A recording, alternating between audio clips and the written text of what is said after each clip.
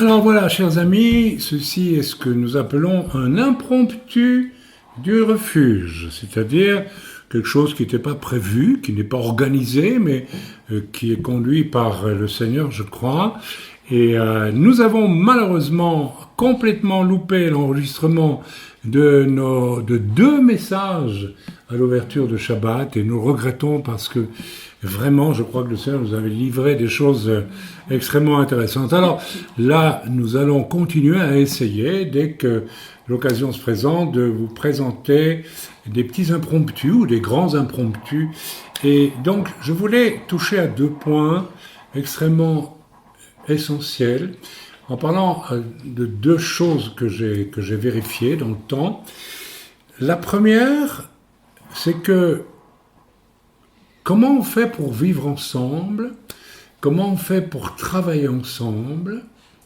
Et je me souviens avoir fait un travail pénible avec une équipe, qui consistait à déblayer tout un tas de déchets, de fumier, qui avaient été placés par erreur, on va dire ainsi, n'est-ce pas, au fond du jardin, du refuge. Et il y avait 3 fourches, donc il y avait 3 volontaires pour le faire, merci à eux. Et puis moi, j'avais pas de fourche. Mais comme je savais mieux que là où il fallait déposer les choses qu'il fallait transporter, bon, alors j'ai proposé aussi à une sœur qui a souvent mal au dos de la remplacer, elle n'a pas voulu, donc nous avons travaillé ensemble à 4. Et j'expliquais, parce que je voyais qu'il fallait... Vous savez, eux, ils avaient le nez sur le travail, donc ils ne voyaient pas toujours tout ce qu'il fallait faire. Donc moi, je voyais, en ayant du recul, non, il vaudrait mieux aller là et faire ça là. Et, admirable, ça s'est bien passé, tout le monde, on l'a travaillé. Parce qu'il y a eu simplement de l'écoute et pas aucune trace de... je dirais d'orgueil, tout simplement. Il y a des gens, on ne peut pas leur demander de faire quelque chose, on ne peut pas leur poser une question, ils ne supportent pas. Vous avez remarqué ça? Et j'ai vécu une autre expérience qui, pour moi, est extrêmement révélatrice. Voilà, un jour, je trouve un outil, alors que moi, j'étais absent depuis longtemps, je trouve un outil qui coûte cher quand même. Je le trouve sur une table exposée aux intempéries, et déjà, commençons à rouiller. Bon, je ramasse cet outil, je le range, et puis, voilà, je pose à 2 personnes la question. Alors, je ne les accuse pas, mais je veux savoir, je crois que c'est quand même normal que je dise aux gens, vous savez, oublier un outil qui coûte comme ça, ce serait bien qu'on fasse attention. Est-ce que c'était illégitime de demander ça? Pour certaines personnes, ça devient illégitime. Écoutez, je pense qu'il y a un mal français de l'orgueil et de la rébellion systématique. Un refus d'obéir ou d'écouter, même d'échanger, de prendre en compte « j'ai pu faire une erreur ». Nous sommes dans une nation profondément marquée par l'orgueil, la rébellion, le refus de voir sa faute. Est-ce qu'un chrétien peut encore fonctionner comme ça? Alors j'ai vu à ce moment-là, je me souviens, 2 réactions. La première personne à qui j'ai parlé, « Ah mais c'est pas moi, parce que moi toujours je rentre les outils. » Je dis « Mais est-ce que tu as au moins réfléchi avant de répondre ?» Elle ose me dire « Oui. » Vous voyez, porté par son orgueil, je dis « Tu as réfléchi ?» Tu as répondu tout de go, « C'est pas moi, c'est pas moi, c'est pas moi. » D'abord, on ne t'accusait pas. On te demandait, est-ce que tu sais, il faut bien qu'on trouve la personne, pour lui dire gentiment, on ne fait plus ça parce qu'on gâche du matériel. C'est légitime, n'est-ce pas? Alors, vous savez ce qui se passe quand vous réagissez comme ça? D'abord, vous montrez votre orgueil. Vous décidez sans avoir réfléchi. Alors, j'ai dit à la personne, mais si tu avais simplement dit, ben oui, c'est dommage, parce que personne ne l'accuse directement. Les gens se sentent directement accusés quand Pourquoi?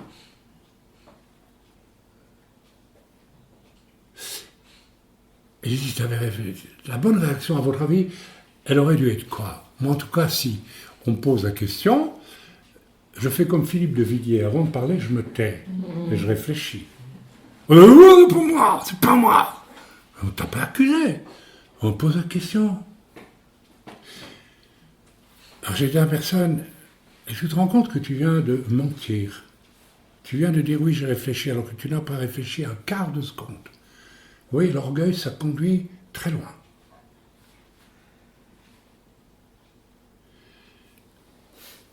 La personne aurait dû dire, d'abord elle a dû considérer la chose importante, c'est pas elle, c'est l'outil.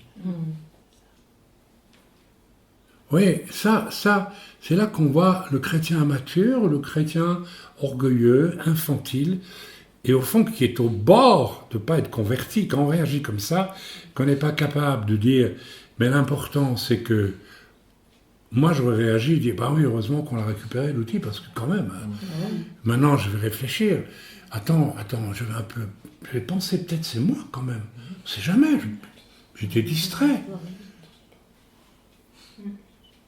Alors, il y avait une autre personne qui était possiblement responsable de cette erreur. Je dis, c'est une erreur, moi, c'est pas un crime. Et il me dit, moi, je reconnais que j'utilise cet outil et je reconnais que c'est possible, c'est moi qui l'ai oublié. Vous voyez, c'est déjà un autre comportement.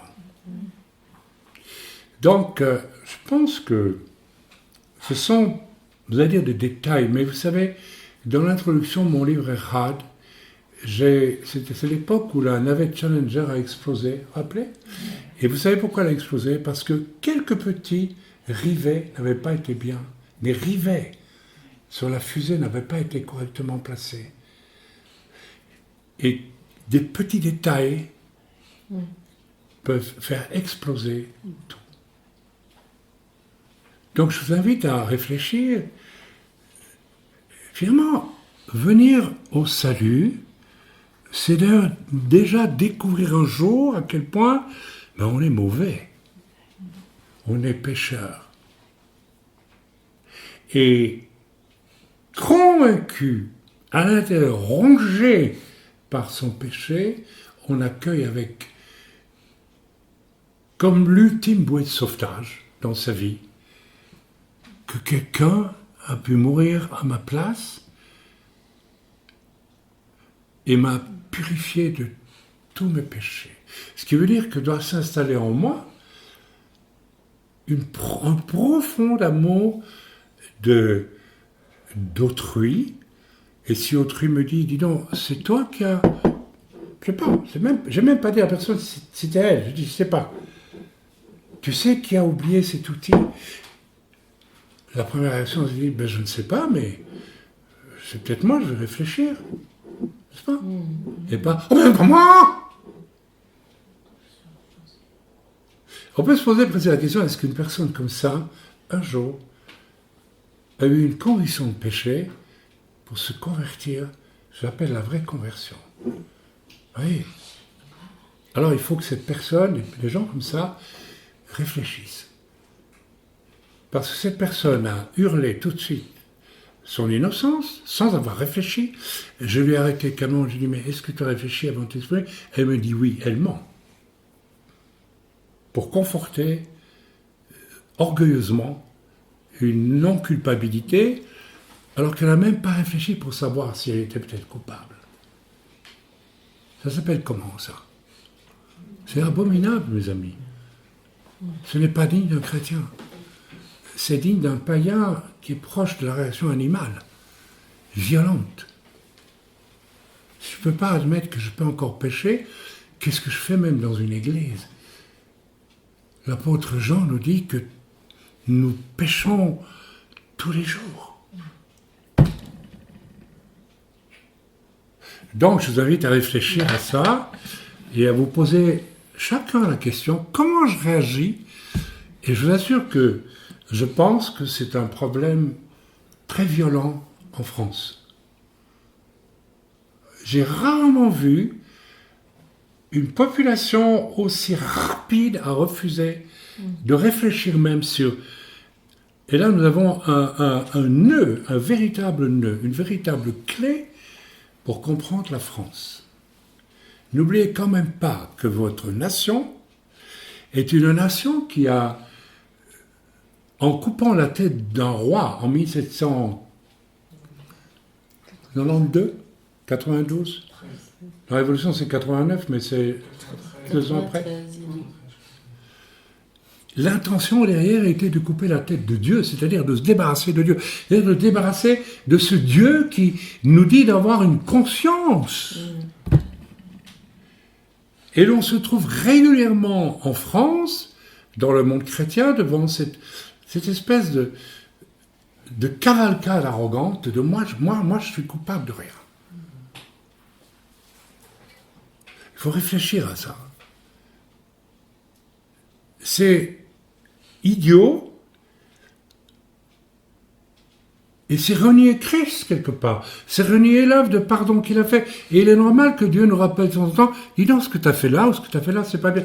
Et normalement, on devrait de soi-même dire, ok, ça s'appelle la crainte de Dieu. Mais une conversion sans crainte de Dieu, c'est de la rigolade. Voilà, c'est un petit impromptu du refuge que je fais maintenant. Vous savez le pire dans tout ça, je vais vous le dire. Quand tu réagis comme ça, quand quelqu'un réagit comme ça, automatiquement, ce qu'il dit signifie je rejette la faute sur quelqu'un d'autre. Automatiquement. C'est pas moi. Donc c'est quelqu'un d'autre. Donc vous devenez, comme le diable, l'accusateur de quelqu'un d'autre. Parce que vous n'avez pas l'humilité pour vous calmer, personne ne vous accuse. J'ai vécu cette expérience plusieurs fois en France avec beaucoup de gens.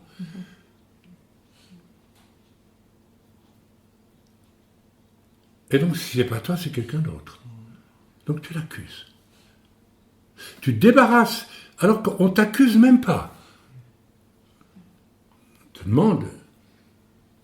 C'est dommage d'oublier un outil, je ne sais pas qui c'est, mais logiquement, comme tu viens de le dire, ce qui est important, c'est l'outil. Hein.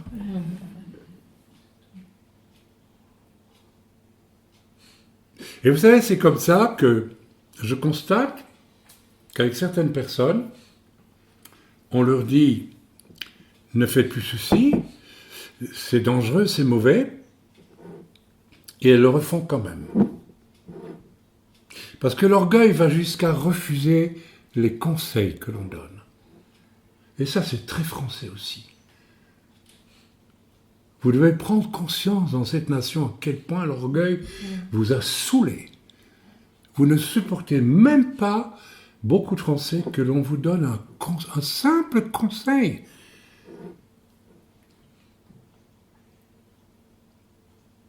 Et c'est temps, vraiment, de rétrograder de ce point de vue d'orgueil et de comportement insupportable. Parce que le Seigneur veut que la paix règne entre les frères et les sœurs. Et il faut que nous admettions que quelqu'un peut venir nous dire « Dis donc, t'as vu ce que c'est ça ?» Sans vous accuser vous nécessairement, mais sans vous réagissiez. « Non, c'est pas moi !» En criant en plus.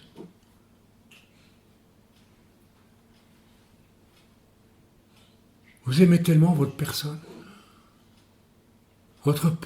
Nous aimons tellement notre pauvre petite personne. Mais dites, est-ce qu'on se rend compte qu'on est aux antipodes de ce qu'est un vrai chrétien, là? Et vous voulez... Enfin, certains, et vous avez raison, vous évangélisez, je vous invite à continuer. Mais vous allez rencontrer ce genre de personnes aussi. Il faut vous y attendre. Et je veux dire une chose. Ne perdez pas votre temps avec ces gens-là. Parce que vous rencontrez aussi, nous avons une nouvelle sœur qui vient au culte parmi nous. Vous avez vu un cœur pareil souvent en France? J'ai jamais vu un cœur aussi doux, aussi intelligent, parce qu'elle est intelligente, et humble. Humble. Ne perdez pas votre temps avec les personnes arrogantes, qui vont vouloir discuter, qui vont vouloir annoncer l'Évangile dans sa simplicité. Annoncer, n'ayez pas peur de la réaction des gens. Annoncer que tous sont pécheurs, sont privés du ciel et qu'ils vont en enfer sans être réconciliés avec Dieu à travers le sang précieux de Jésus qui a coulé pour que la colère de Dieu vienne sur lui et pas sur eux. Cette nation a renié, est une nation qui a une destinée terrifiante et qui va être jugée sévèrement, je le dis. Vous n'avez pas, je crois, vu la profondeur du mal de ce qui est venu à travers cette révolution qui a été fabriquée dans les coulisses. On ne va pas dire par qui, parce qu'on a très peur qu'on nous coupe qu'on nous empêche de diffuser. Mais vous savez très bien de quoi je parle. Et derrière ces gens-là, nous avons du pur satanisme. Arrêtons de nous fermer les yeux. Aujourd'hui, dans l'affaire Epstein, vous savez le fameux Epstein, qui avait son île à lui, le milliardaire là, et qui en faisait un lieu de débauche pour tous les grands de la Terre. Alors évidemment, on découvre maintenant que Trump y allait, et il ne sait pas comment se débarrasser de ça. Et dans l'émission que j'ai écoutée l'autre jour là-dessus, j'ai écouté très peu parce que ça m'écœurait. Il a été dit, et c'est dit, ce n'est pas dit sans preuve, qu'en plus derrière ça, il y a du satanisme avec des sacrifices d'enfants. Eh bien, vous devez savoir que votre révolution, son arrière-plan, il était totalement satanique. Et quand vous réagissez avec cet orgueil, vous répétez le discours de ce peuple qui a pris d'assaut tout ce qui était saint. Oui, je prends date avec ce que je dis. Pour le rabaisser à un niveau de ni Dieu ni maître, comme chantait Léo Ferré. Ok, vous voulez un monde sans Dieu ni maître, d'accord. Vous êtes vos propres maîtres. Dès lors, quand vous faites quelque chose, ou que vous n'avez même pas fait quelque chose, avant même d'avoir réfléchi, c'est pour moi. Vous êtes votre maître. Cette personne dans sa action, elle a dit, ni Dieu, ni maître. C'est moi le maître. Je décide, je n'ai pas fait, c'est tout. C'est donc un autre. Il faut en prendre de la graine, là. On ne peut pas se dire chrétien et avoir ce genre de réflexe. Voilà. Je coupe.